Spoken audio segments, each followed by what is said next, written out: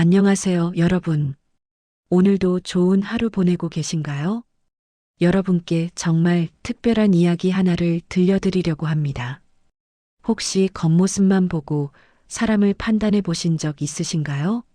아마 누구나 한 번쯤은 그런 경험이 있으실 거예요.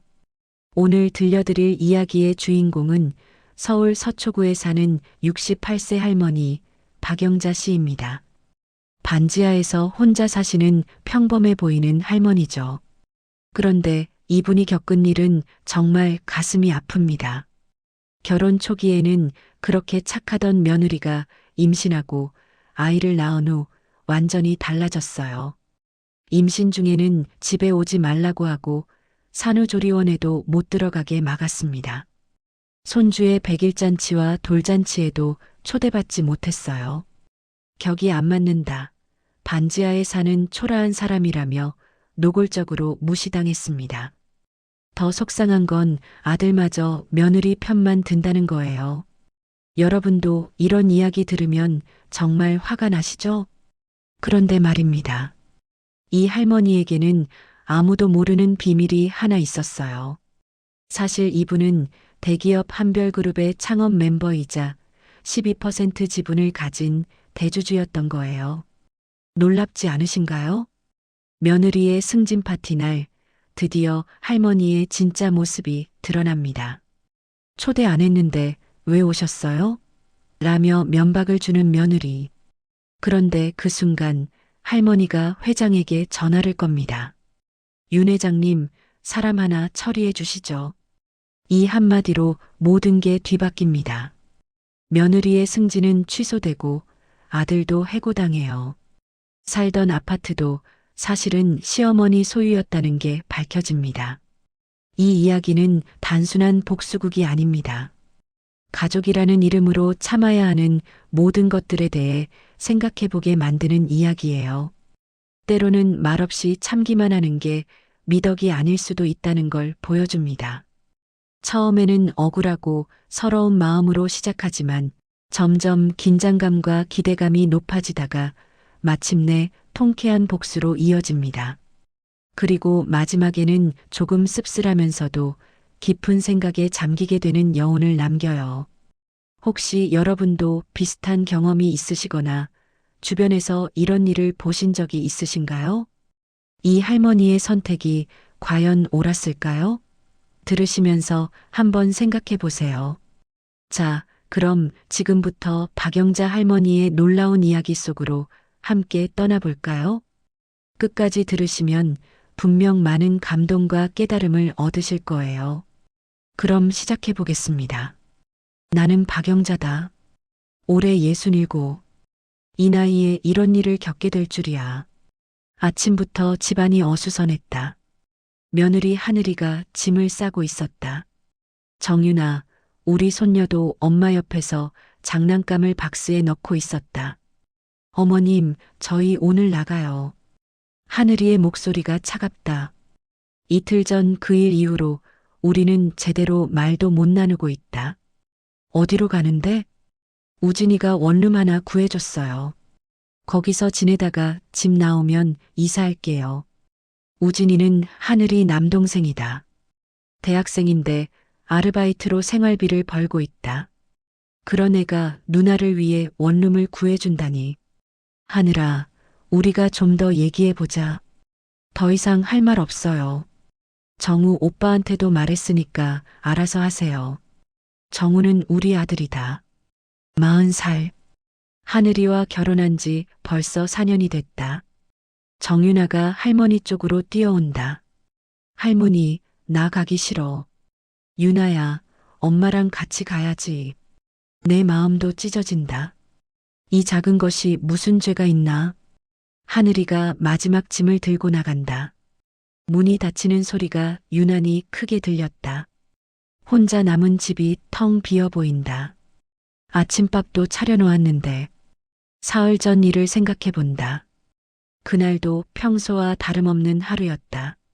하늘이가 유나를 유치원에 데려다주고 집에 돌아왔다.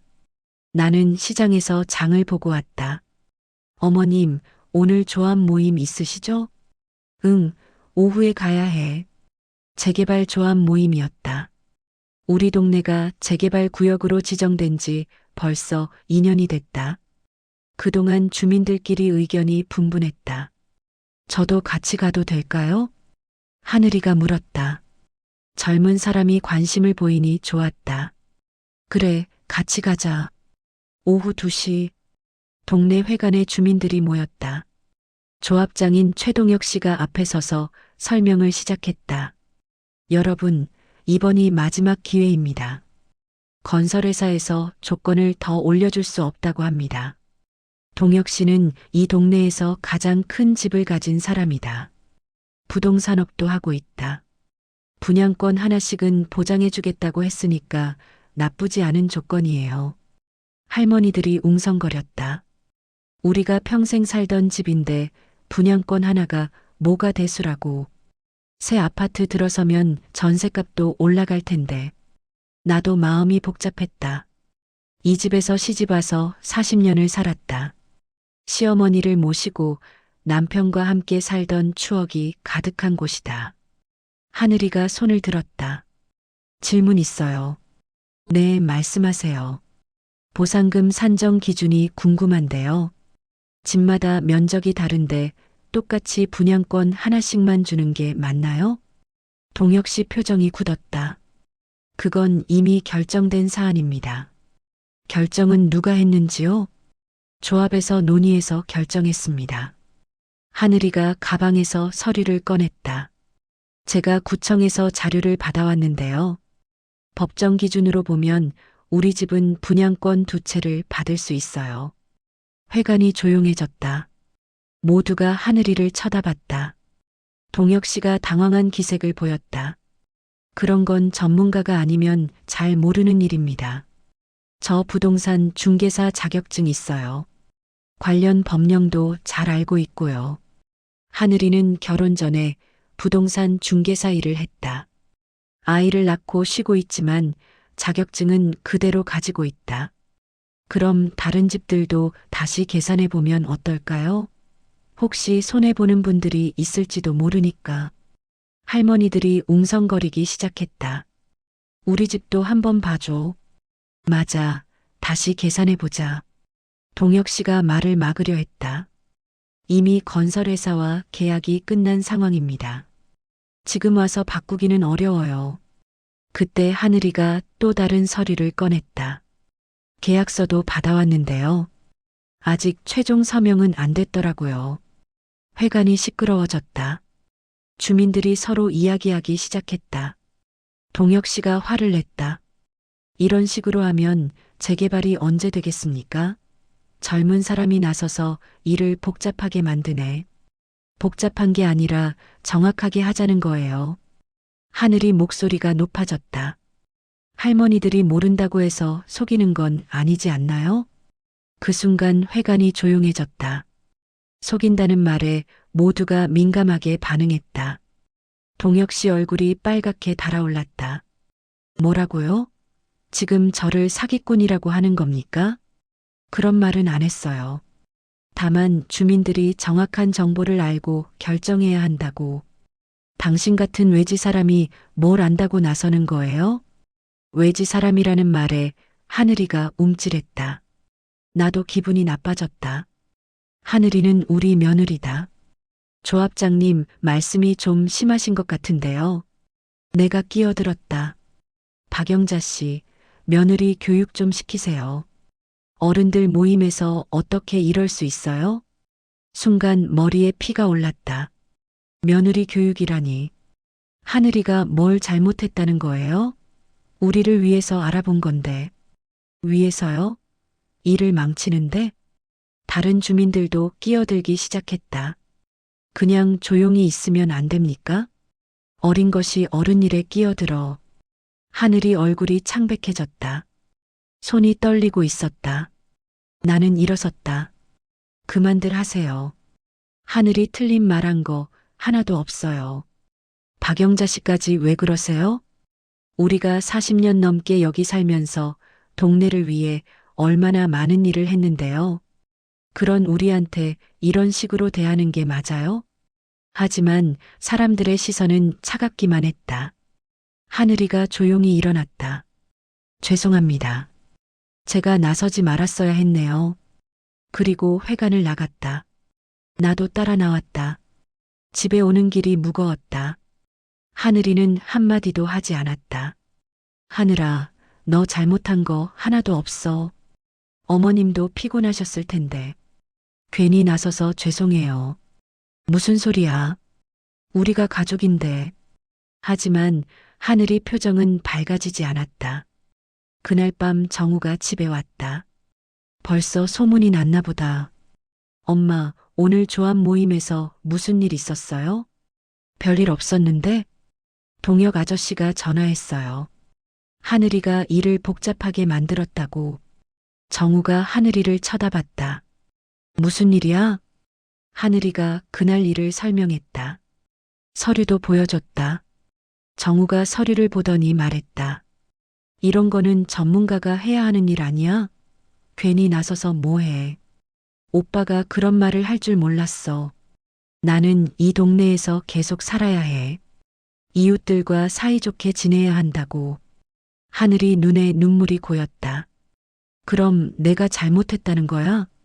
잘못했다는 게 아니라 좀 더 조용히 할 수는 없었을까? 그 말에 하늘이가 화를 냈다.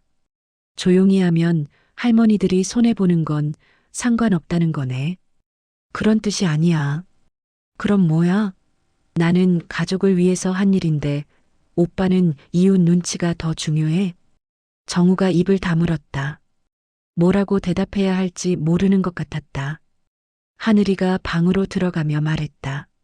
알겠어. 앞으로 아무 일에도 끼어들지 않을게. 그날 밤 우리 집은 조용했다. 너무 조용해서 오히려 시끄러웠다. 이튿날 아침도 어색했다. 하늘이는 평소보다 일찍 일어나서 밥을 차렸다. 하지만 말은 거의 하지 않았다. 유나만 모르고 있었다. 할머니, 엄마 왜 조용해? 그냥 피곤한가 보다. 정우도 눈치를 보며 밥을 먹었다. 나 회사 가볼게. 평소보다 일찍 나갔다. 하늘이가 설거지를 하고 있었다. 하늘아. 네. 어제 일 너무 신경 쓰지 마. 괜찮아요. 하지만 괜찮아 보이지 않았다.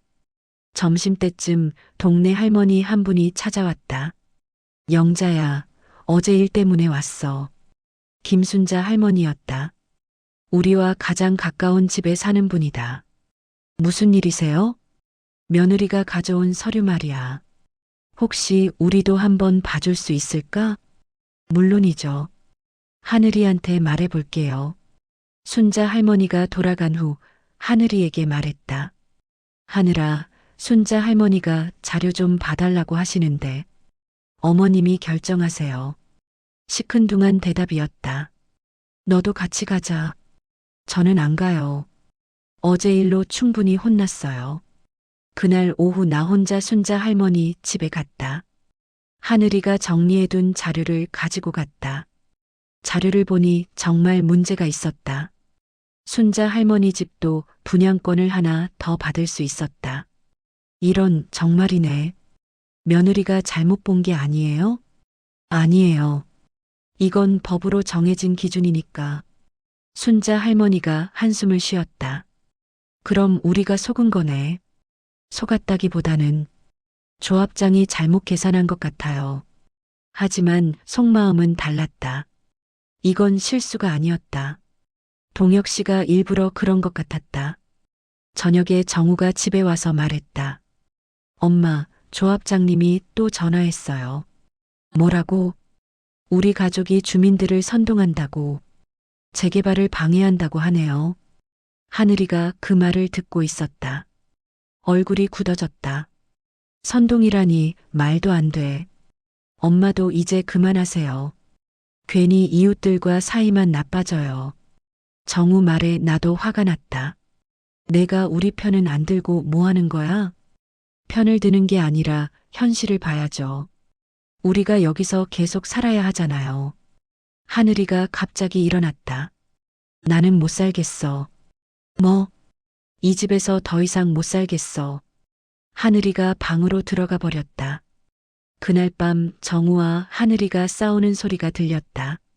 무슨 이야기를 하는지는 몰라도 목소리가 점점 높아졌다. 유나가 깨어 울기 시작했다. 엄마, 아빠 왜 싸워? 내 마음도 아팠다. 그리고 오늘 아침 하늘이가 짐을 쌌다. 지금 나는 혼자 앉아 있다. 텅 빈 집에서 정말 내가 잘못했을까? 하늘이는 우리를 위해서 한 일인데, 동네 할머니들이 손해보지 않게 하려고 한 일인데, 그런데 왜 우리가 나쁜 사람이 된 걸까? 전화벨이 울렸다. 여보세요? 영자야, 나야. 순자. 아, 할머니. 며느리 집 나갔다며? 동네에 소문났어. 벌써 소문이 났구나. 네, 잠깐 나간 거예요. 에이, 뭐하러 나가. 며느리가 우리 위해서 한 일인데. 순자 할머니는 하늘이 편이었다. 다른 할머니들은 어떻게 생각하세요? 글쎄, 반반인 것 같아. 어떤 분들은 고마워하고, 어떤 분들은 귀찮아하고. 그래도 하늘이가 틀린 건 아니잖아요. 당연하지. 그 아이 덕분에 우리가 얼마나 많이 받게 됐는데. 전화를 끊고 나서 생각해 봤다. 하늘이는 정말 잘못한 게 없다. 오히려 고마워해야 할 일이다. 그런데 왜 모든 사람이 하늘이를 나쁘게 볼까? 아, 알겠다. 동혁 씨가 문제다. 그 사람이 자기 잘못을 덮으려고 하늘이를 희생양으로 만든 거다. 나는 결심했다. 이대로 있을 수는 없다. 내일 동혁 씨를 만나서 따져봐야겠다. 하늘이와 유나를 다시 집으로 데려와야 한다. 우리 가족이 흩어져서는 안 된다. 저녁이 되어서 정우가 집에 왔다. 엄마, 밥은? 내가 차려 먹어. 하늘이는? 연락 안 했어? 정우가 고개를 저었다. 전화해봐. 나중에 할게요. 지금 해. 내 목소리가 단호했다. 정우가 놀란 듯 나를 봤다. 엄마, 내 아내한테 전화해. 지금 당장. 정우가 마지못해 전화를 걸었다. 하지만 받지 않았다. 안 받네요. 그럼 직접 가. 엄마, 왜 그러세요? 하늘이가 뭘 잘못했는데 집을 나가야 해? 정우가 당황했다. 그건 뭐야? 하늘이가 우리를 위해서 한 일인데 왜 우리가 하늘이를 나무라야 해? 동네 사람들이 안 좋게 봐서. 동네 사람들보다 가족이 먼저야. 정우가 입을 다물었다. 내가 하늘이 편을 안 들어줘서 하늘이가 상처받은 거야. 엄마, 내일 하늘이한테 가서 사과해. 그리고 집으로 데려와. 그날 밤 나는 잠을 이룰 수 없었다. 하늘이와 유나 생각만 났다. 내가 더 잘해줄걸. 내가 더 지켜줄걸. 그런 후회만 가득했다. 난 오늘도 평소처럼 아파트 단지 앞에서 쓰레기를 줍고 있었다. 경비원 박 씨가 허리 아프다며 도와달라고 해서 말이다. 사실 돈이 필요해서 하는 일이긴 하지만 그래도 내가 살던 곳이니까 깨끗하게 유지하고 싶은 마음도 있었다. 작업복을 입고 비닐장갑을 끼고 있으니 지나가는 사람들 눈에는 그냥 동네 청소하는 할머니로 보일 것이다. 뭐, 틀린 말도 아니고 요즘 내 신세가 그런걸. 영자 씨, 오늘은 일찍 들어가세요. 제가 마저 할게요. 박 경비원이 미안해하며 말했다. 착한 사람이다. 내 사정을 대충 알고 있어서인지 항상 챙겨준다. 괜찮아요. 조금 더 하고 갈게요. 사실 집에 가봐야 할 일도 없었다. 반지하 원룸에 혼자 앉아서 뭘 하겠나. 차라리 여기서 몸이라도 움직이는 게 낫다. 그때 아파트 단지 중앙에 있는 카페에서 음악 소리가 들려왔다. 오늘이 카페 오픈 1주년이라고 했던가. 아, 맞다. 내 며느리 하늘이가 운영하는 카페 말이다. 잠깐 쉬면서 구경이라도 해볼까 생각했다. 손녀 유나가 좋아하는 과자를 사다 줄 수도 있고, 작은 비닐봉지를 들고 카페 쪽으로 걸어갔다. 카페 앞은 사람들로 북적였다. 아파트 입주자 대표들이 대부분인 것 같았다. 다들 말끔한 옷차림에 화장도 곱게 하고 있었다. 나만 작업복에 고무장갑을 끼고 있으니 좀 어색했지만 뭐 어때? 내 며느리 카페 축하해 주러 온 건데. 카페 안으로 들어서자 하늘이가 보였다. 예쁜 앞치마를 두르고 손님들과 이야기하며 웃고 있었다. 역시 예쁘다. 처음 우리 정우가 데려왔을 때부터 예뻤지만 지금은 더 세련되어 보인다. 어머, 사장님 시어머니세요? 옆에 있던 아주머니가 하늘이에게 물었다. 아마 501동에 사는 김 여사인 것 같았다. 하늘이는 잠깐 당황한 표정을 지었다. 그러더니 내게로 다가와서 작은 목소리로 말했다. 어머니, 여긴 손님들 오시는 자리인데 이런 작업복 차림으로 오시면 좀 그렇잖아요. 목소리는 작았지만 주변 사람들이 다 들을 수 있을 정도였다. 일부러 그런 건지 아니면 정말 무심코 그런 건지 모르겠지만 그냥 잠깐 들러서 오늘은 특별한 날이라 정말 중요한 분들만 모신 거거든요. 하늘이의 말에 주변 아주머니들이 웅성거리기 시작했다. 경비 아저씨랑 같이 쓰레기 줍던 분 아니에요? 누군가가 말했다. 아마 302동 박 여사인 것 같다. 하늘이가 고개를 끄덕였다. 맞아요. 그냥 경비 도와주시는 분이에요. 동네 일 좀 하시는 분이고요. 그냥 경비 도와주는 분. 동네 일하는 분. 나는 웃었다. 억지로라도 웃어야 할 것 같았다. 손에 들고 있던 비닐봉지를 꽉 쥐었다. 윤아줄 과자 사려고 가져온 건데 이제 필요 없겠다. 네. 그럼 안 들어갈게요. 죄송해요. 다음에 평상시에 오세요. 하늘이가 미안한 듯 말했지만 그 표정에서는 미안함보다는 안도감이 보였다. 아마 이 사람들 앞에서 나 때문에 창피했을 것이다. 나는 돌아서서 카페를 나왔다. 뒤에서 사람들이 수군거리는 소리가 들렸다. 아이고, 저런 차림으로 오면 어떡해. 카페 분위기랑 안 맞지. 사장님도 참 곤란하셨겠어. 발걸음을 빨리 했다. 더 들으면 정말 화가 날 것 같았다. 반지하 원룸으로 돌아와서 작업복을 벗었다. 거울을 보니 정말 초라한 모습이었다. 머리는 헝클어져 있고 손은 거칠어져 있고 예전의 나와는 너무 달랐다. 서랍 깊숙이 있던 서류 봉투를 꺼냈다. 오래된 종이들이 들어있었다. 토지대장, 등기부등본, 각종 계약서들. 다들 나를 그냥 동네에서 일하는 할머니로만 알고 있다.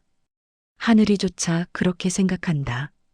하지만 이 서류들을 보면 알 수 있다. 이 동네 땅 문서에는 아직도 내 이름이 적혀 있다. 박영자, 20살에 시집와서 20년을 여기서 살았다. 그때는 이 동네가 허허벌판이었다. 남편과 함께 벽돌 공장을 운영하면서 하나하나 땅을 사들였다.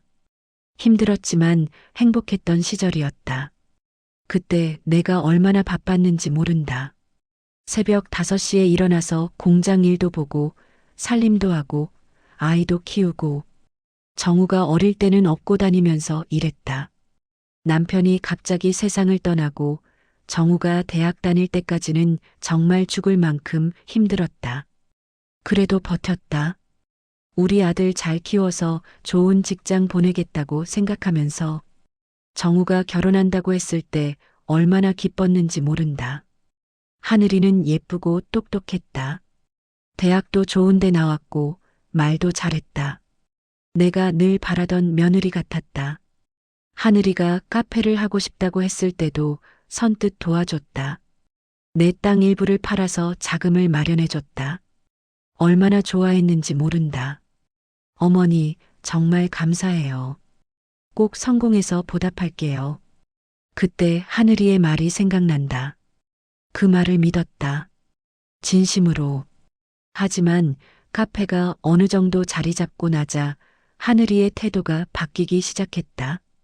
전화도 잘 안 받고 집에 와도 바쁘다며 금방 가버렸다. 어머니, 요즘 너무 바빠요.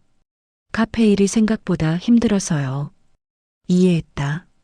새로 시작한 사업이니 바쁠 수밖에. 그런데 시간이 지날수록 더 멀어지는 느낌이었다. 결정적이었던 건 작년 겨울이었다. 보일러가 고장나서 며칠 동안 추위에 떨고 있을 때였다. 정우에게 전화했지만 출장 중이라고 했다.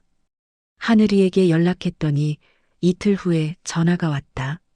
어머니, 보일러 수리비는 어머니가 내셔야죠. 저희는 지금 카페 때문에 여유가 없어서요. 그때부터 알았다. 아, 이 사람들에게 나는 이제 필요 없는 존재구나. 하지만 그래도 참았다. 손녀 유나를 볼 수 있으니까. 그 아이만큼은 나를 할머니라고 부르며 따랐으니까. 오늘 카페에서 일어난 일을 생각하니 가슴이 답답했다. 그냥 경비 도와주는 분이라고? 동네 일하는 분이라고? 나는 서류를 다시 정리해서 봉투에 넣었다. 언젠가는 이 서류들이 필요할 날이 올 것이다. 며칠 후 정우가 전화를 걸어왔다. 엄마, 하늘이가 그러는데 카페에 오셔서 좀 곤란했다고 하더라고요. 그랬나?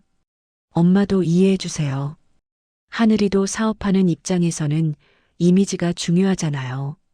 이미지. 내가 며느리의 이미지에 방해가 된다는 뜻이었다. 알았다. 그리고 엄마 앞으로는 미리 연락하고 오세요. 갑자기 오시면 하늘이도 당황하고 미리 연락하고 와야 하는 사이가 되었나 보다. 내 아들 집에 내 손녀에게 가려면. 전화를 끊고 나서 한참을 멍하니 앉아 있었다. 그때 노크 소리가 들렸다. 문을 열어보니 최동혁이라는 사람이 서 있었다. 중년 남자로 양복을 단정하게 입고 있었다. 안녕하세요. 재개발조합에서 나왔습니다. 재개발.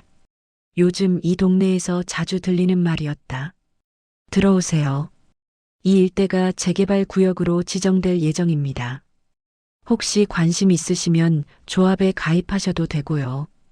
최동혁은 자료들을 보여주며 설명했다.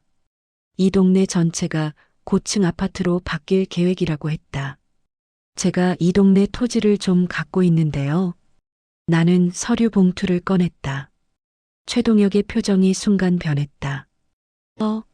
이 토지들이 부인 소유신가요? 네. 남편이 살아있을 때 산 땅들이에요.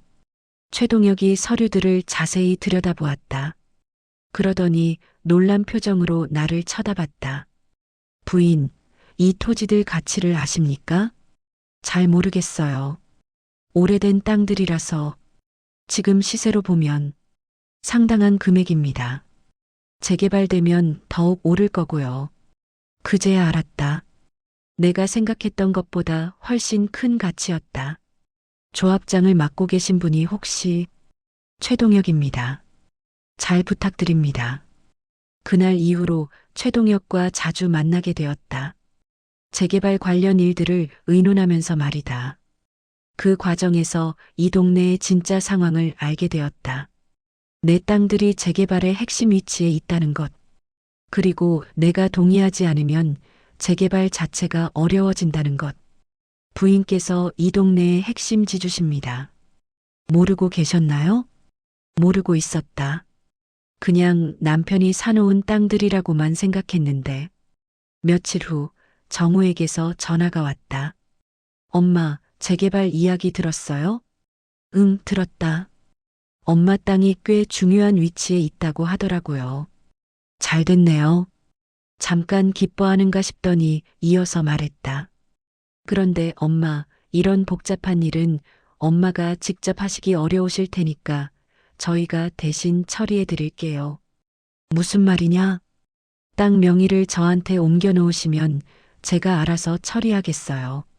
엄마는 편히 쉬시고 아들이 내 땅을 대신 관리해 주겠다는 말이었다. 예전 같았으면 고맙다고 했을 텐데 이상하게 내키지 않았다. 아직은 괜찮다. 내가 할 수 있어. 엄마, 이런 일은 전문적인 지식이 필요해요. 실수하시면 큰일 나고요. 정우는 계속 설득했지만 나는 거절했다. 뭔가 찜찜한 기분이 들었다. 그런데 며칠 후 하늘이가 찾아왔다. 오랜만에 보는 며느리였다. 어머니, 안녕하세요. 예전보다 더 세련된 모습이었다. 비싼 옷을 입고 있었고 가방도 명품 같아 보였다. 재개발 이야기 때문에 왔어요. 역시 그 이야기였다. 정우 오빠 말로는 어머니가 땅 이야기를 잘 모르신다고 하더라고요. 그래. 네. 그래서 제가 설명드리러 왔어요. 저도 카페 운영하면서 부동산 공부를 좀 했거든요. 하늘이는 자료를 꺼내며 설명하기 시작했다. 재개발되면 얼마큼 이익이 생기고 어떤 절차를 거쳐야 하는지. 그런데 이상했다. 하늘이의 설명과 최동혁의 설명이 다른 부분이 있었다. 어머니 땅이 재개발에 큰 영향을 주지는 않을 거예요. 그냥 작은 부분이니까요. 최동혁은 분명히 핵심 위치라고 했는데, 그래서 어머니가 직접 관리하시는 것보다는 저희가 대신 해드리는 게 좋을 것 같아요. 결국 같은 결론이었다. 내 땅을 넘기라는 것. 생각해 볼게. 어머니, 너무 오래 생각하시면 안 돼요. 이런 기회는 놓치면 다시 오지 않거든요. 하늘이의 목소리에는 조급함이 섞여 있었다. 그날 밤 나는 최동혁에게 전화를 걸었다. 조합장님, 궁금한 게 있어서요. 네, 말씀하세요. 제 땅이 정말 재개발의 중요한 위치에 있는 게 맞나요? 물론입니다. 부인 땅 없이는 재개발 자체가 불가능해요. 역시 하늘이가 거짓말을 한 것이었다. 혹시 누가 부인께 다른 이야기를 했나요? 며느리가 와서 그런 말을 하더라고요. 아, 그렇군요. 부인 조심하세요. 요즘 이런 경우가 많거든요. 무슨 말씀이세요? 가족들이 어르신 땅을 헐값에 넘기려고 하는 경우 말입니다. 가슴이 철렁했다. 정말 그런 건가? 정확히 알아보고 싶으면 법무사님께 상담받아 보세요. 제가 아는 분 있으니 소개해 드릴게요. 며칠 후 법무사 사무실에서 정확한 이야기를 들었다. 내 땅의 실제 가치와 재개발 시 예상되는 이익 규모를. 어머님, 이 정도 규모면 평생 편하게 사실 수 있습니다. 그 금액을 들었을 때 정말 놀랐다. 내가 상상했던 것보다 훨씬 큰 돈이었다. 그런데 명의를 다른 사람한테 넘기시면 안 됩니다. 나중에 문제가 생길 수 있거든요. 가족이라도요? 가족이어도 마찬가지입니다.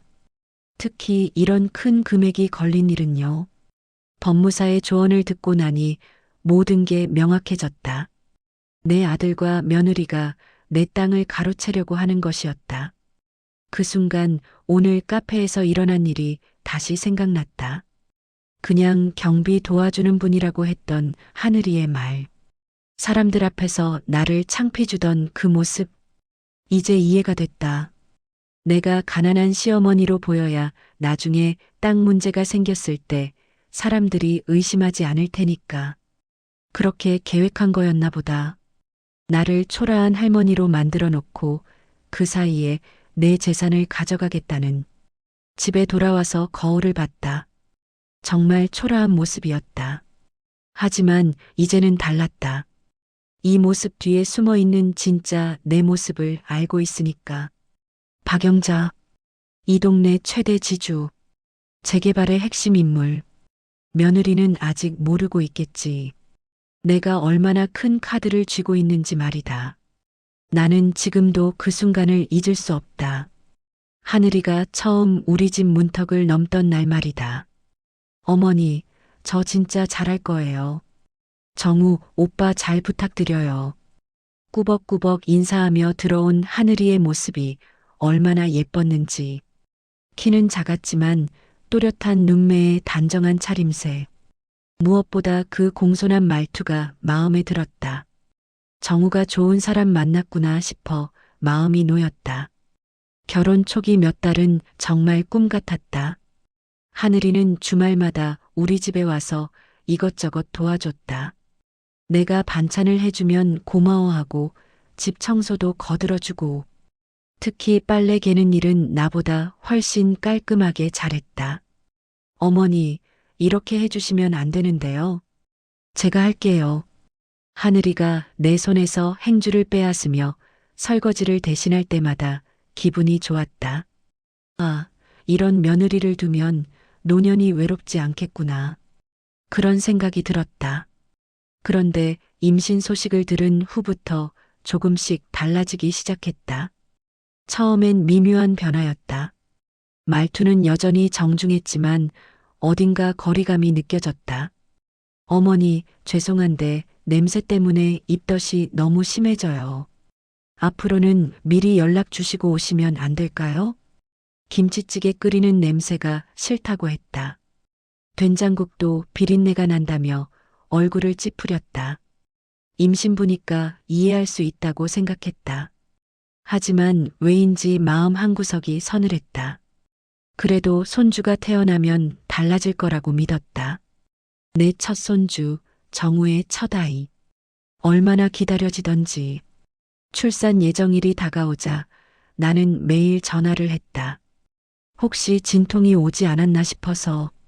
그런데 정작 유나가 태어났을 때는 문자로만 소식을 들었다. 그것도 이틀이 지나서 어머니, 어제 새벽에 딸 낳았어요. 모녀 모두 건강합니다.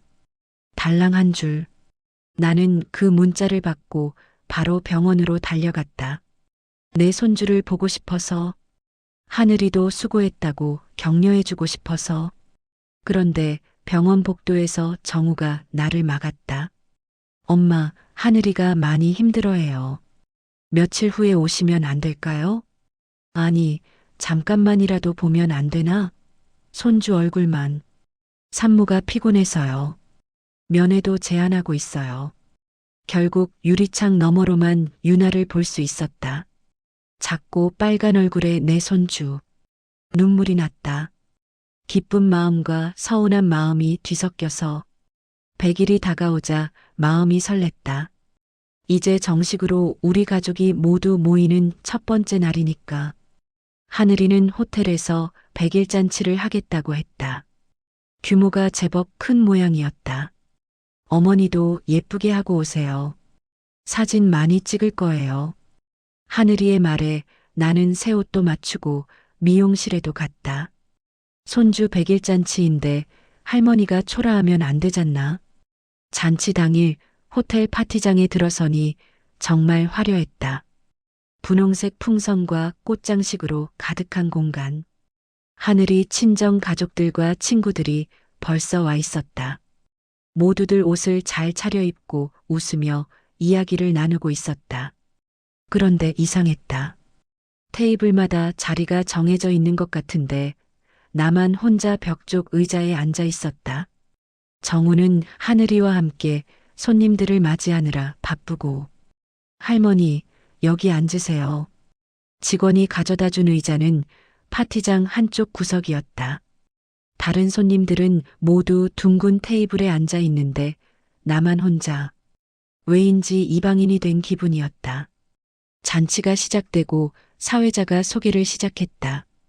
오늘 100일을 맞은 유나의 가족을 소개해드리겠습니다. 먼저 외할머니, 외할아버지이신 김상호, 이미경 부부님께서 자리해 주셨습니다.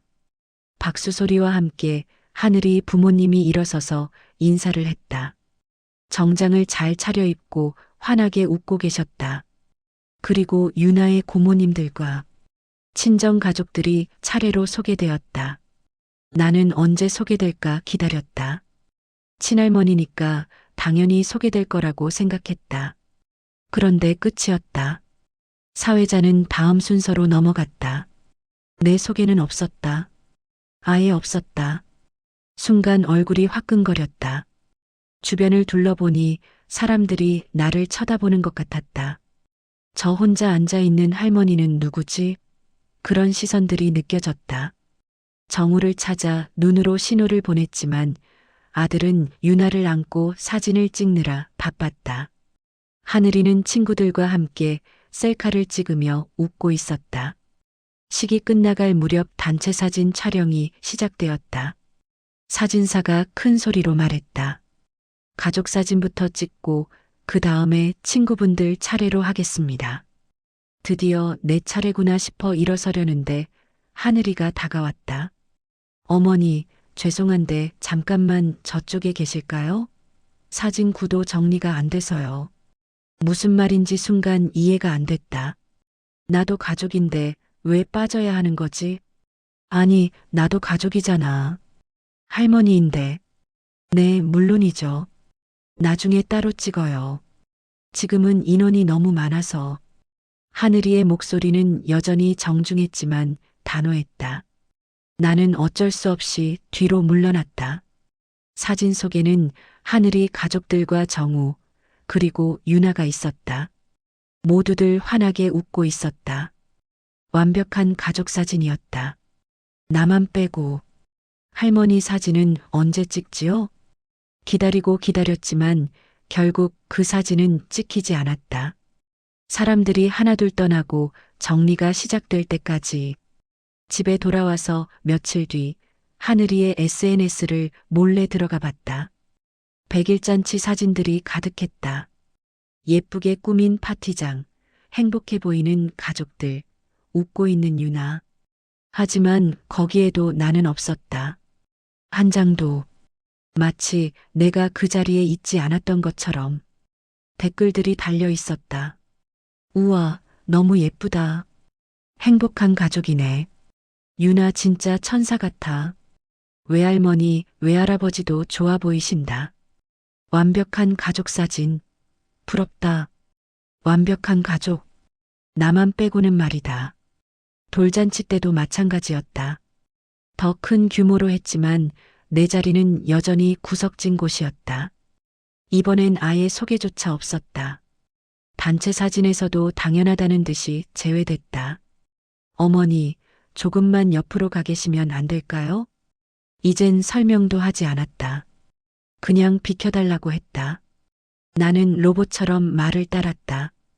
유나의 어린이집 입학식 날도, 첫 돌잔치도, 아이 백신 맞히러 가는 날도, 모든 중요한 순간들이 SNS에 올라왔다. 예쁜 필터를 씌운 사진들 속에서 우리 가족은 늘 행복해 보였다. 나만 빼고. 나는 할머니였다.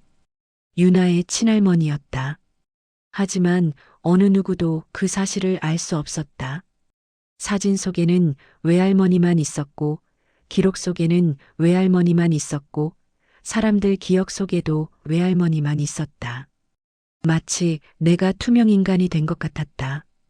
분명 그 자리에 있었는데, 분명 사랑하고 기다렸는데, 흔적은 어디에도 없었다. 그날 밤 나는 거울 앞에 서서 내 모습을 들여다봤다. 주름진 얼굴, 희끗해진 머리카락. 언제부터 이렇게 초라해졌을까? 언제부터 사람들 눈에 보이지 않는 존재가 되었을까? 정우에게 말해볼까도 생각했다. 하지만 뭐라고 말하지? 내 아내가 나를 가족 사진에서 빼준다고? 손주 잔치에서 나만 소개하지 않는다고? 그러면 정우는 뭐라고 대답할까? 아마 이렇게 말할 것이다. 엄마, 생각이 너무 깊으신 거 아니에요? 하늘이가 그럴 리 없어요. 아니면 이렇게 말할 수도 있다. 엄마도 좀 이해해 주세요. 요즘 젊은 사람들은 SNS를 중요하게 생각해요. 결국 나만 예민한 사람이 되는 것이다. 며느리를 이해하지 못하는 시어머니가 되는 것이다. 그래서 나는 아무 말도 하지 않았다. 그냥 참았다. 매번 구석에 앉아서, 매번 사진에서 빠져서, 매번 투명 인간이 되어서. 하지만 마음속에서는 무언가가 조금씩 변하고 있었다. 서운함이 쌓이고, 분노가 자라고, 복수심이 움트고 있었다. 언젠가는 복수할 것이다. 나를 이렇게 무시한 대가를, 나를 투명 인간으로 만든 대가를 반드시 치르게 할 것이다. 그때는 몰랐다. 그 기회가 생각보다 빨리 찾아올 줄은 정말 이상한 일이었다. 아들이 찾아온 것이 물론 가끔은 오긴 했지만 이렇게 진지한 표정으로는 처음이었다. 정우가 내 앞에 앉아서 한참을 말없이 있다가 입을 열었다. 엄마, 반지하는 너무 위험해요. 갑자기 무슨 소리인가 싶었다.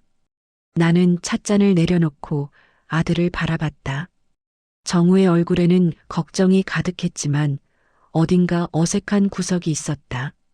위험하다니 뭐가? 요즘 집중호우도 많고 반지하는 정말 위험해요. 차라리 지방으로 내려가시는 게 어때요? 지방으로 내려가라고? 내가 살아온 이 동네를 떠나라고? 나는 어이가 없어서 웃음이 나왔다. 정우야, 엄마가 어디 가서 뭐래? 시골에 가시면 공기도 좋고 조용하고요. 엄마 나이에는 그게 맞아요. 아들의 말에는 뭔가 준비된 듯한 느낌이 있었다. 마치 누군가와 미리 상의하고 온 것처럼. 그때 현관문이 열리더니 하늘이가 들어왔다. 유나를 데리고.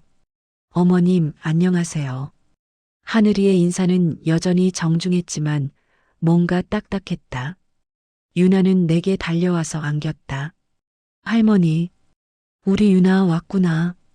유나를 안고 있는데 하늘이가 정우 옆에 앉더니 말했다. 솔직히 저희도 빠듯해요. 갑자기 무슨 소리인지 이해가 안 갔다. 하늘이는 계속했다. 반지하에서 사시는 분이 자꾸 저희 집 드나들면 유나 친구 엄마들이 뭐라고 보겠어요. 그 순간 모든 게 명확해졌다. 아들의 갑작스러운 방문, 지방으로 가라는 말, 하늘이의 빠듯하다는 말. 모든 게 연결되어 있었다. 빠듯하다는 게 무슨 뜻이니? 하늘이가 잠시 머뭇거리더니 정우를 쳐다봤다. 정우가 고개를 끄덕이자 하늘이가 말했다. 지금 살고 있는 전세 아파트도 사실은 어머님 건물에서 나오는 임대 수익으로 보증금을 보태준 거거든요. 나는 할 말을 잃었다. 내 건물의 임대 수익으로 전세 보증금을 보탰다고?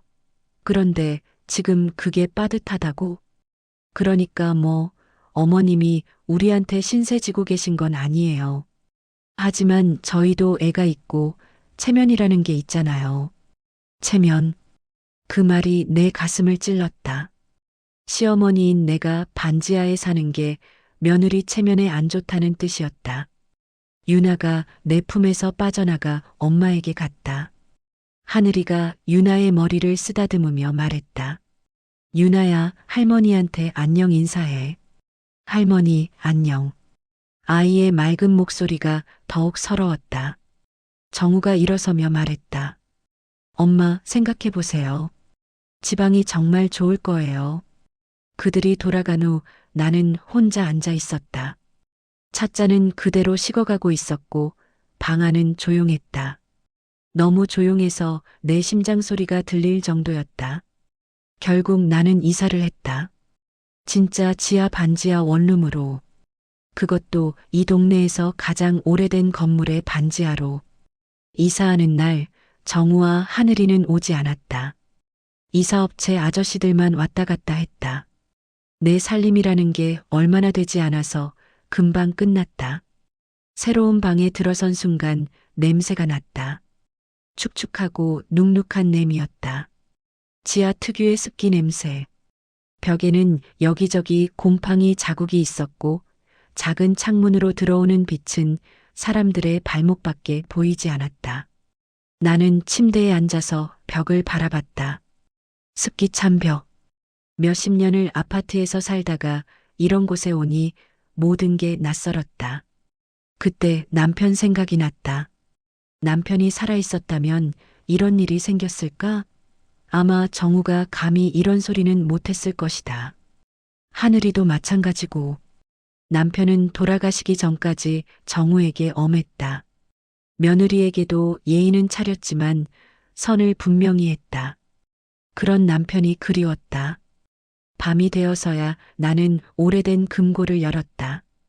이삿짐 중에서 가장 무겁고 중요한 것이었다. 금고 안에는 몇 장의 서류가 들어 있었다. 토지 등기부등본, 재개발 시행사와 맺은 계약서, 그리고 남편이 손으로 쓴 메모들. 서류를 하나씩 꺼내서 보는데 갑자기 남편의 목소리가 들리는 것 같았다. 그날이 떠올랐다.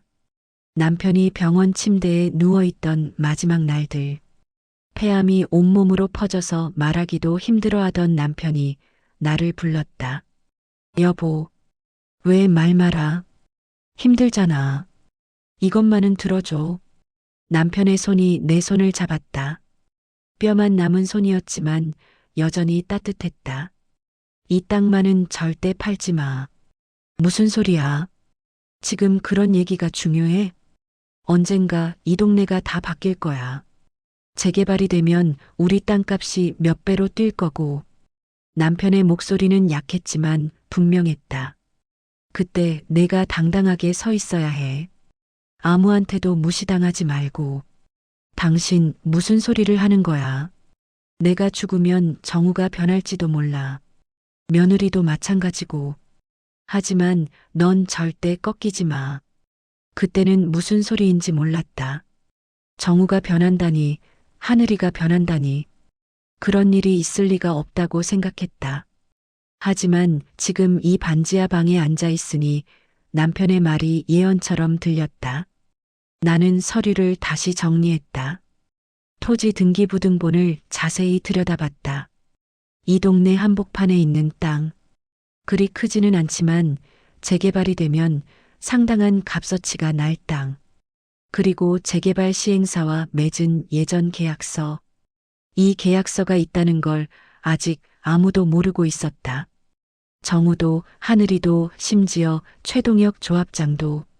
나는 핸드폰을 꺼냈다. 그리고 한참을 망설이다가 번호를 눌렀다. 여보세요. 재개발 조합 사무실입니다. 최동혁 조합장님 계신가요? 누구시라고 전해드릴까요? 박영자라고 합니다.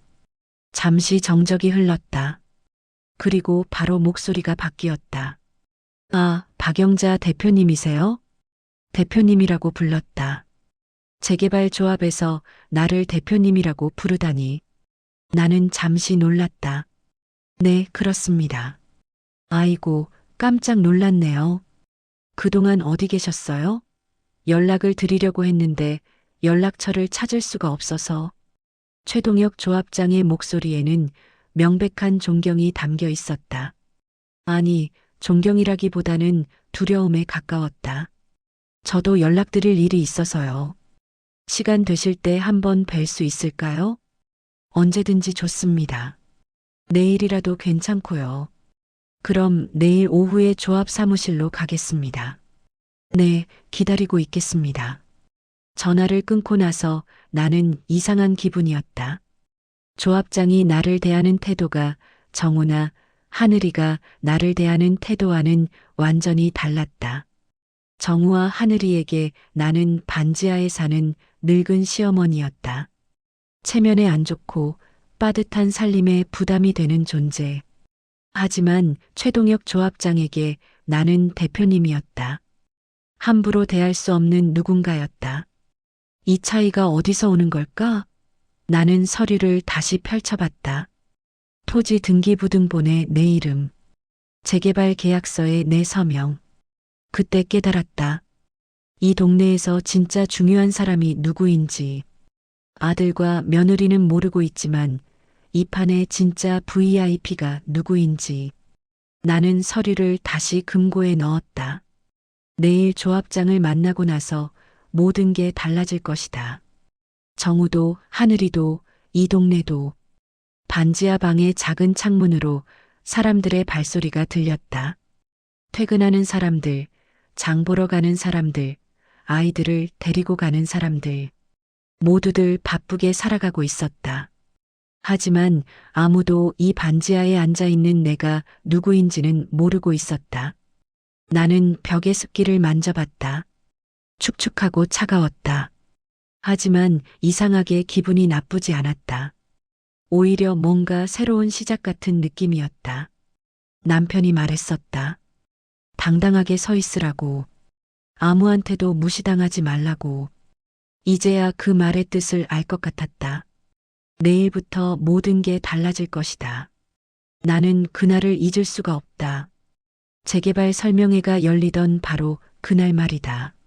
아파트 관리사무소 대회의실이 주민들로 가득 찼다. 다들 기대 반 걱정 반으로 모여들었다. 재개발이 되면 집값이 얼마나 오를지, 분양권은 어떻게 배정될지 궁금해했다. 나는 구석 맨 뒷자리에 앉아 있었다. 평소처럼 검은색 추리닝에 운동화를 신고 말이다. 주변 사람들이 나를 힐끔힐끔 쳐다봤다. 경비원이 왜 여기 앉아 있나 하는 눈빛이었다. 조합장 최동혁이 마이크를 잡았다. 안녕하세요, 여러분. 오늘 좋은 소식을 가지고 왔습니다. 우리 단지 재개발 사업이 본격적으로 시작됩니다. 박수가 터져 나왔다. 앞자리에 앉은 하늘이 유독 열심히 손뼉을 쳤다. 새하얀 원피스를 입고 머리까지 곱게 말아올린 모습이 눈에 띄었다. 시행사 대표가 일어나서 설명을 시작했다. 분양가, 공사 기간, 입주 예정일 같은 것들을 쭉 늘어놓았다. 사람들이 고개를 끄덕이며 들었다. 그런데 하늘이 불쑥 일어서더니 말했다. 저희 카페 이전 보상금은 어떻게 되는 건가요? 상가 운영자들은 따로 보상을 받는다고 들었는데. 시행사 대표가 서류를 뒤적이며 대답했다. 아, 네. 상가 임차인 보상금은 별도로 지급됩니다. 세부 내용은 개별 상담으로 진행하겠습니다. 하늘이 만족스러운 표정을 지었다. 벌써 돈 계산을 하고 있는 게 뻔했다. 그때였다. 조합장이 갑자기 나를 바라봤다. 잠깐만요. 오늘 정말 중요한 분을 소개해 드려야겠습니다. 회의실이 조용해졌다. 모든 시선이 조합장에게 집중됐다. 이번 재개발 사업에서 가장 핵심적인 역할을 하시는 분이 계십니다. 사실 이분이 없었다면 사업 자체가 불가능했을 겁니다. 사람들이 웅성거리기 시작했다. 누구를 말하는 건지 궁금해했다. 조합장이 마이크를 높이 들었다. 박영자 여사님, 앞으로 나와주시겠습니까? 순간 회의실이 조용해졌다. 박영자라는 이름을 아는 사람이 별로 없었기 때문이다. 나는 천천히 일어났다. 다리가 후들거렸다. 30년 넘게 기다렸던 순간이었다. 하늘이 깜짝 놀라서 내 팔을 붙잡았다. 어머니, 뭐 하세요? 앞으로 나가시면 안 돼요. 창피해요. 하늘의 목소리가 떨렸다. 당황스러워하는 게 역력했다. 나는 하늘의 손을 천천히 떼어냈다. 괜찮아. 이제 나설 때가 됐어. 회의실 앞으로 걸어가는 동안 사람들의 시선이 따라왔다. 수근수근하는 소리가 들렸다. 저분이 누구야? 경비원 아냐? 왜 앞으로 나가는 거지? 조합장이 내게 깊숙이 허리를 숙였다. 90도로 정중하게 인사했다. 여러분, 제대로 소개해드리겠습니다. 이분이 바로 우리 단지 전체 부지의 원소유주이신 박영자 여사님입니다. 회의실이 순식간에 발칵 뒤집혔다. 뭐라고요? 저분이 땅 주인이라고? 말도 안 돼요. 시행사 대표도 자리에서 일어나 나에게 인사했다. 그동안 뵙고 싶었습니다. 여사님 덕분에 이 사업이 가능했습니다. 나는 마이크를 건네받았다. 손이 조금 떨렸지만 목소리는 또렷했다. 안녕하세요. 저는 박영자입니다. 30년 전부터 이 동네에 살았습니다. 하늘이 의자에서 일어나려다 다시 주저앉았다. 얼굴이 하얗게 질렸다. 아마 저를 경비원으로 알고 계신 분들이 많을 겁니다. 맞습니다. 저는 이 아파트 경비를 했습니다. 하지만 동시에 이 땅의 주인이기도 했습니다. 사람들이 놀란 표정으로 서로를 바라봤다. 처음에는 여기가 논밭이었어요. 제 아버지께서 물려주신 땅이었죠. 그런데 도시가 발달하면서 아파트가 들어섰고 저는 경비 일을 하게 됐습니다. 조합장이 다시 마이크를 잡았다. 여사님께서 소유하고 계신 토지가 전체 부지의 60%에 해당합니다. 재개발 조합에서도 최대 지분을 갖고 계십니다. 이번에는 정말 난리가 났다. 사람들이 웅성거리기 시작했다. 60%라고? 그럼 분양권 배정도. 세상에, 경비원이 땅 주인이었다니. 하늘이 휘청거리며 정우 팔에 기댔다. 정우도 멍한 표정이었다. 조합장이 다시 말했다. 오늘 설명회는 여기서 마치고 세부적인 사항은 별도 회의에서 진행하겠습니다. 관련 당사자분들은 카페 별실로 이동해 주세요. 사람들이 하나둘 자리를 떴다. 나를 신기한 눈으로 바라보며 지나갔다. 카페 별실로 자리를 옮겼다.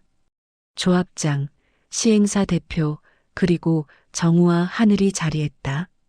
하늘이 떨리는 목소리로 말했다. 어머니, 이게 무슨 일인지 설명해 주세요. 나는 하늘을 똑바로 바라봤다. 설명해 달라고? 그동안 내가 나한테 한 말들 기억나니? 하늘이 입술을 깨물었다. 반지하에 사는 사람은 여기 안 어울린다면서? 시골 가서 살라면서? 경비원 주제에 건방지다면서? 조합장과 시행사 대표가 놀란 표정을 지었다. 어머니, 그건 이제 와서 어머니라고 부르네. 나는 정우를 바라봤다. 너는 더 가관이야. 나보고 지방 가라고 할 때 이미 아들 자격을 잃었어. 정우가 고개를 숙였다. 어머니, 죄송합니다.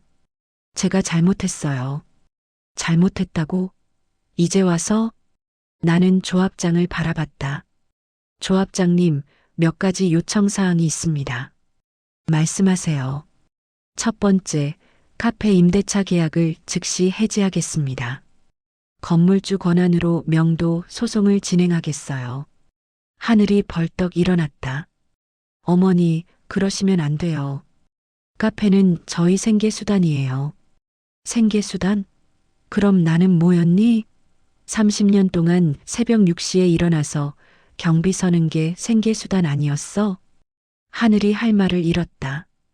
두 번째, 정우가 다니는 회사요. 재개발 하청 업체죠?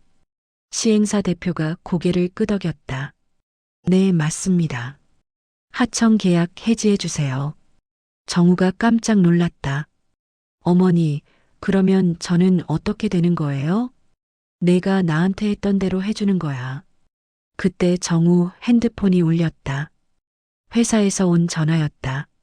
정우가 전화를 받더니 얼굴이 하얗게 변했다. 네, 알겠습니다.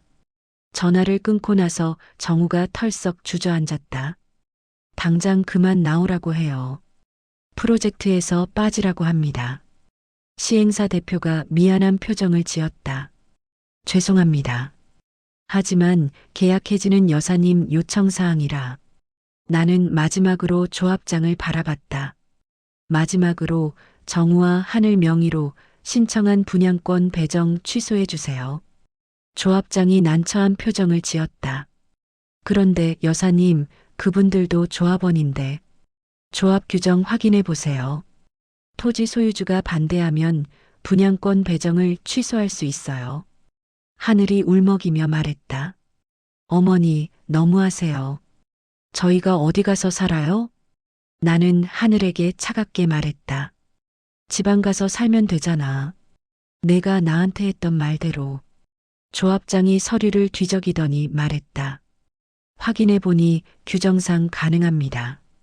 토지 소유주의 반대 의견이 있으면 분양권 배정을 재검토할 수 있어요. 하늘이 완전히 무너졌다. 카페도 잃고 집도 잃고 정우 직장까지 날아갔다. 회의가 끝나고 별실을 나왔다. 정우와 하늘이 멍한 표정으로 따라 나왔다. 카페홀에서 하늘이 직원들에게 말했다. 오늘부터 카페 문 닫습니다. 임대차 계약이 해지됐어요. 직원들이 놀라서 웅성거렸다. 손님들도 어리둥절했다. 나는 카페를 천천히 둘러봤다. 화려한 인테리어, 비싼 커피 머신, 예쁘게 장식된 케이크들. 모든 게 내 땅 위에 세워진 것들이었다. 하늘이 카페 간판을 바라보며 눈물을 흘렸다. 그 간판을 내려야 한다는 사실을 받아들이기 힘들어했다. 정우가 내게 다가왔다. 어머니, 정말 이렇게 하실 거예요? 나는 정우를 바라봤다. 한때는 자랑스러운 내 아들이었다. 너희가 나한테 했던 일들 생각해봐. 30년 동안 나를 어떻게 대했는지. 정우가 고개를 숙였다. 제가 잘못했어요. 다시 기회를 주세요. 기회? 나는 30년 동안 기회를 기다렸어. 너희가 나를 인정해 주길 기다렸어. 나는 카페를 나섰다. 아파트 단지를 천천히 걸었다. 30년 전 이곳은 정말 논밭이었다. 아버지가 물려주신 땅에서 벼를 키우고 채소를 길렀다. 도시 개발이 시작되면서 아파트가 들어섰다. 나는 돈이 필요해서 경비 일을 시작했다. 내 땅에서 말이다. 사람들은 나를 그냥 경비원으로만 봤다. 건물주라는 사실을 굳이 알리지 않았다. 평범하게 살고 싶었다. 하지만 정우와 하늘은 달랐다. 내가 경비원이라는 게 부끄러웠다. 반지하 집에 사는 게 창피했다. 그래서 나를 멀리 보내려고 했다. 시골 가서 살라고 했다. 손녀 유나를 만나는 것도 막았다. 나는 집에 들어가서 거울을 봤다. 67살 할머니의 얼굴이 비쳤다. 주름이 깊게 패여 있었다. 30년이 걸렸다. 여기까지 오는데 말이다. 나는 눈물을 흘렸다. 기쁨의 눈물이 아니었다. 슬픔의 눈물도 아니었다. 그냥 복잡한 감정들이 뒤섞인 눈물이었다. 복수는 달콤하다고 했다. 하지만 막상 해보니 쓸쓸했다. 내가 원했던 건 복수가 아니었다. 인정받고 싶었을 뿐이다. 며느리로부터, 아들로부터, 그리고 손녀로부터. 하지만 이제 너무 늦었다. 돌이킬 수 없는 강을 건넜다. 창밖으로 아파트 단지가 보였다. 내 땅 위에 세워진 건물들이었다. 30년 동안 나를 무시했던 사람들이 사는 곳이었다. 이제 그들은 알게 됐다. 경비원이 진짜 주인이었다는 사실을 말이다. 나는 정말 몰랐다. 내가 그토록 사랑했던 아들과 며느리가 이렇게까지 무너질 줄은. 카페가 문을 닫았다는 소식을 들었을 때 솔직히 마음 한구석이 시원했다. 하지만 동시에 가슴이 아팠다. 결국 내 아들이었으니까. 정우는 전화로 울먹이며 말했다. 엄마, 정말 죄송해요. 우리가 너무 잘못했어요. 하지만 나는 이미 마음을 정했다. 미안하다고 해서 다 되는 게 아니야. 하늘이는 끝까지 자존심을 부렸다. 어머니가 우리를 이렇게까지 몰아붙일 필요가 있었나요? 몰아붙인 게 아니라 너희가 자초한 거야. 분양권도 취소됐다. 보증금 문제로 둘이서 다투는 소리가 복도까지 들렸다고 한다. 결국 그들은 고시원만도 못한 작은 방으로 이사를 갔다. 그런데 정말 가슴이 찢어질 뻔했던 건 유나 때문이었다. 어린이집 선생님이 전화를 걸어왔다. 할머니, 유나가 계속 할머니 보고 싶다고 해요. 매일 울면서 할머니 집에 가고 싶다고 하거든요. 그래요? 우리 유나가? 네, 그리고 요즘 엄마가 야근이 많으신가 봐요. 유나가 혼자 있는 시간이 너무 많은 것 같아서요. 내 심장이 쿵 떨어졌다. 하늘이 그년이 아직도 정신을 못 차렸구나. 선생님, 혹시 유나 상태를 자세히 적어서 보내주실 수 있을까요? 며칠 후 받은 진술서를 보고 나는 정말 화가 났다. 하늘이는 여전히 SNS에만 빠져서 아이는 제대로 돌보지도 않고 있었다. 엄마가 밤늦게 들어와요. 할머니 집이 그리워요. 혼자 라면 먹었어요.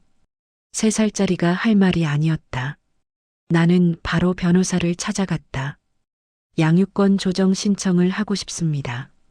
변호사는 놀란 표정으로 물었다. 할머니께서 손녀 양육권을요? 네, 제가 키우겠습니다. 법정에 서는 날 하늘이는 눈물범벅이 되어 있었다.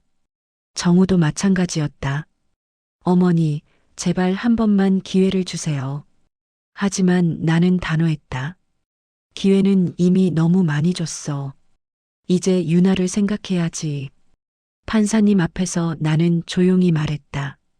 재판장님, 저는 이미 67세입니다. 남은 인생이 얼마 없어요. 하지만 이 아이만은 제대로 키우고 싶습니다. 할머니께서 경제적 능력이 되시나요? 내가 가진 재산은 다 기부해도 괜찮아요. 대신 이 아이만은 제대로 키우게 해주세요. 어린이집 선생님의 증언, 아동복지사의 방문 기록, 하늘이의 방임 정황들이 모두 나에게 유리하게 작용했다. 결국 유나의 주 양육권은 내게 넘어왔다. 하늘이는 법정에서 쓰러질 뻔했다. 유나야, 엄마가 정말 미안해. 하지만 유나는 내 품에 폭 안기며 말했다. 할머니, 이제 할머니 집에서 살 수 있어요? 그래, 우리 유나. 이제 할머니가 평생 지켜줄게. 재개발이 끝나고 새 아파트가 완공됐을 때 나와 유나는 가장 먼저 입주했다. 깨끗한 새 집에서 유나와 함께하는 아침이 이렇게 행복할 줄 몰랐다. 할머니, 오늘 유치원에서 뭐 배웠는지 알아요? 뭘 배웠는데? 사랑은 함께 있는 거래요. 할머니처럼요. 가슴이 뭉클했다. 이런 게 진짜 가족이구나. 나는 조용히 노인 학대와 아동 방임을 지원하는 재단 이사로 참여하게 됐다. 내가 겪은 일들이 다른 사람들에게는 조금이라도 도움이 되길 바라면서 한 달에 한 번 하늘이가 면접교사 보러 온다. 매번 울면서 말한다. 어머니, 죄송합니다. 진짜 죄송합니다. 제가 정말 잘못했어요. 정우도 함께 와서 무릎을 꿇는다. 엄마, 저희가 너무 철없었어요. 용서해 주세요. 하지만 나는 더 이상 그들에게 마음이 움직이지 않는다. 그냥 담담한 표정으로 고개만 끄덕일 뿐이다. 유나 잘 만나고 가. 그게 내가 할 수 있는 전부다. 아이들이 돌아간 후 유나가 물었다. 할머니, 왜 엄마가 자꾸 울어요? 엄마가 할머니한테 못되게 굴어서 그래. 그럼 할머니가 용서해 주면 안 돼요? 유나야, 세상에는 용서하면 안 되는 일들도 있어. 왜요? 용서하면 또 같은 일이 생기거든. 할머니는 유나를 지켜야 하니까. 유나는 고개를 끄덕이며 내 손을 꼭 잡았다. 할머니 최고예요. 어느 날 밤 잠든 유나를 보며 나는 생각에 잠겼다. 여러분, 제가 너무했나요? 아들과 며느리를 용서하지 않았다고 해서 제가 나쁜 사람일까요? 솔직히 가끔 마음이 흔들릴 때도 있다. 그래도 내가 낳은 아들인데 완전히 등을 돌려도 되는 건가 하고. 하지만 유나를 보면 확신이 선다. 피로 맺어진 관계보다 마음으로 이어진 유나 한 명이 제게는 진짜 가족이 되었다. 유나는 매일 내게 말한다. 할머니 사랑해요. 할머니가 세상에서 제일 좋아요. 이런 순수한 사랑을 받으면서 사는 게 얼마나 소중한지 모른다. 며느리에게 시달렸던 그 어둡고 슬픈 날들이 이제는 마치 다른 사람의 이야기 같다. 대신 유나와 함께 만들어가는 하루하루가 내게는 새로운 인생이 되었다. 아침에 유나를 유치원에 데려다 주고 오후에는 함께 공원을 산책하고 저녁에는 책을 읽어주는 평범한 일상. 이런 게 진짜 행복이었다. 할머니, 우리 내일은 뭐 할 거예요? 유나가 하고 싶은 거 하자. 할머니랑 같이 있는 게 제일 좋아요. 이런 대화가 내게는 세상 그 어떤 것보다 소중하다. 정우와 하늘이는 여전히 어려운 생활을 하고 있다고 들었다. 하늘이는 결국 일반 회사에 취직했고 정우는 작은 사업을 하며 근근히 살아가고 있다고 한다. 가끔 아는 사람들이 말한다. 그래도 아들인데 너무 냉정한 거 아니야? 하지만 나는 흔들리지 않는다. 그들이 나에게 했던 짓들을 생각하면 절대 용서할 수 없다. 무엇보다 유나가 있다. 이 아이만큼은 내가 끝까지 지켜주고 싶다.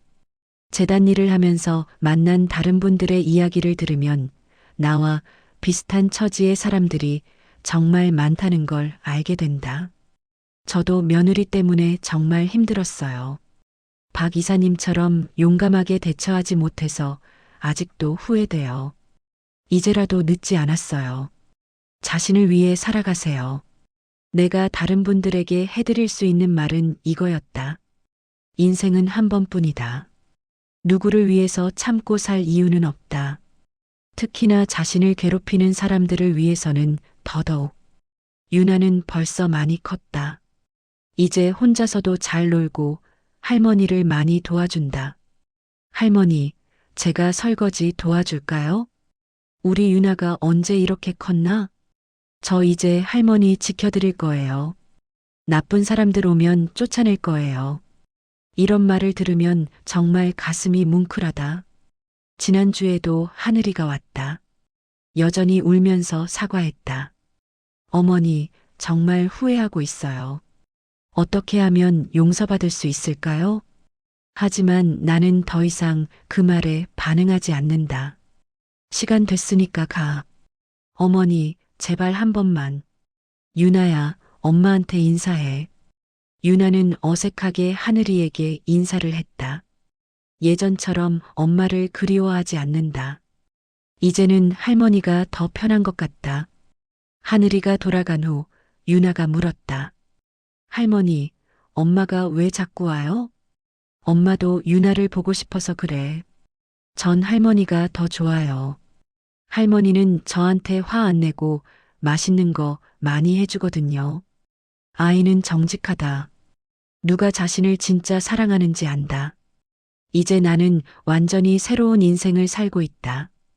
67세에 시작한 새 인생이지만 어느 때보다 충실하고 행복하다. 며느리에게 괴롭힘 당했던 그 시절, 정말 죽고 싶을 만큼 힘들었다. 하지만 이제는 그때의 내가 불쌍하다. 왜 그렇게 참고만 살았을까? 왜 그렇게 눈치만 보며 살았을까? 지금의 나는 다르다. 누구 앞에서도 당당하다. 내가 잘못한 게 없다는 걸 안다. 그리고 무엇보다 나를 진심으로 사랑해주는 유나가 있다. 할머니, 저 할머니랑 평생 같이 살 거예요. 그래. 유나가 시집 가면 어떻게 하려고? 시집 안 가요. 할머니가 더 좋아요. 이런 대화를 나누며 웃을 수 있는 지금이 내 인생에서 가장 행복한 시간이다. 여러분이라면 어떻게 하셨을까요? 저처럼 완전히 단절하셨을까요? 아니면 그래도 가족이니까 참으셨을까요? 솔직히 정답은 없는 것 같다. 각자의 상황이 다르고 각자가 견딜 수 있는 한계도 다르니까. 하지만 한 가지는 확실하다. 자신을 괴롭히는 사람들 때문에 인생을 포기할 필요는 없다는 것. 나는 67세에 새로운 인생을 시작했다. 여러분도 언제든 할 수 있다. 가장 중요한 건 자신을 사랑하는 것, 그리고 진짜 자신을 아껴주는 사람들과 함께 하는 것이다. 나에게는 그게 유나였다. 여러분에게는 누가 될까요?